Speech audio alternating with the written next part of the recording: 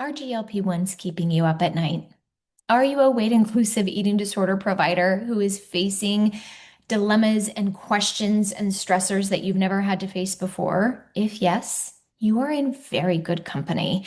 We are in a new moment. We have been thrust into a new chapter. And frankly, probably like many of you, I've never seen anything like it in my career, where seemingly every space and every conversation seems to be turning towards GLP-1s. And in the clinical realm, this is bringing up some of the most nuanced, complex questions that I've ever heard. Questions like, well, how do I stay aligned with my values and my principles as a weight inclusive provider while confronting clinical situations I've never had to deal with before, right? How do I support my clients, really hear them out, honor their autonomy, but when I may be feeling unmoored or I have some significant concerns? How do I work as a weight inclusive provider when weight loss seemingly is more accessible than it ever has been before? How do I remain open-minded to the unfolding research without capitulating to diet culture? As weight inclusive providers, we've always been feeling like we're swimming upstream. The tides are now bigger than ever. It's a moment that is asking so much of us as providers. Now, we've had some really excellent training from fellow colleagues on GLP-1s, but I have been feeling for months now that something has been missing, that we as clinicians are needing a supportive community space to be able to unpack and disentangle what is getting activated for us in these highly complicated clinical scenarios.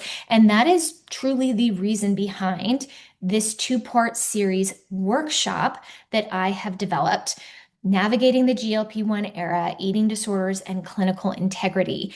It's two workshops, the first in July, where we really slow down to examine the tensions that are specifically emerging for you in your clinical work, your values, your professional identity, your treatment approach, and I will be there to support you to gain greater clarity on the questions and the concerns and the uncertainties that are arising for you, which will then allow us in August, in the second workshop, to really explore what specifically do you need to support clients without abandoning your values.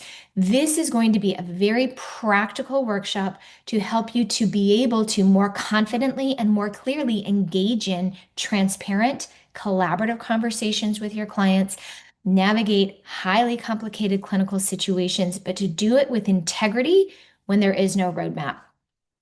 While we will not be getting into the research, we will not be getting into the mechanisms of action of these medications, I hope to be offering you something that is more enduring so that as the research landscape unfolds, you will have what you need to feel sure-footed, to feel grounded, to feel like this moment, which is asking more of us than ever before, that you're meeting this moment, which I believe we all can do.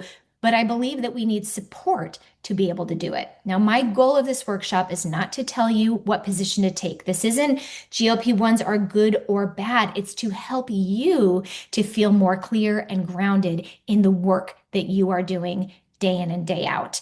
You can visit my website, marciard.com/GLP1 to learn more. If you are a clinical Q&A library member, stay tuned. You will get an email with special registration and pricing. This series is about you as the provider and what it's like for you in the room sitting across from your client. I hope you will join me. Thank you so much for being here and for listening.